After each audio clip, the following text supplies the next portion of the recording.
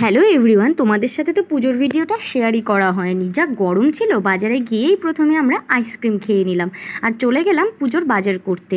প্রথমে ফলের দোকানে চলে গেলাম, বাপরে যা ভিড় আর যা দাম ফলের।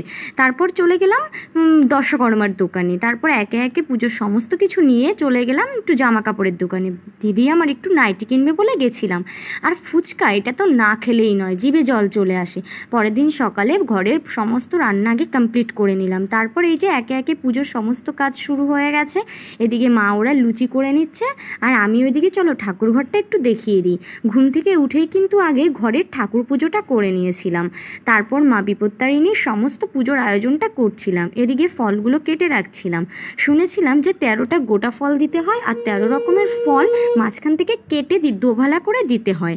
তারপর একটু পুজো রিচুয়ালস করে নিচ্ছিলাম এদিকে সমস্তটা, আর গুছিয়ে নিয়েছিলাম।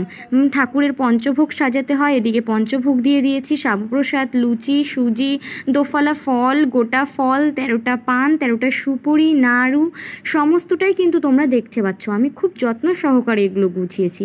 আর মায়ের তেল সিঁদুর ছাড়া তো মায়ের পুজোই হয় না। এদিকে আমার মাম্মামও মাকে একটু পুজো করে নিচ্ছিল। সবাই করছি, ওরও ইচ্ছে করছিল মায়ের কাছে একটু ফুল দেবে। আমি বললাম ঠিক আছে, তাহলে চল একটু মায়ের পুজো তুইও করে নে। তারপর আমরা দুজনে মিলে ঠাকুরের কাছে একটু প্রে করছিলাম। দেখো মাম্মাম তোমাদেরকেও হ্যালো বলে দিল। তারপর পুজো কমপ্লিট হওয়ার অনেকক্ষণ পর সবাই মিলে প্রসাদ খেয়ে নিলাম। আর আমার মাম্মামের একটু কিছু ফটোশ্যুট তোমাদের সাথে শেয়ার করলাম। আমার সোনামার পা দুটো এত সুন্দর লাগছিল, মা লক্ষ্মীর মতো লাগছিল।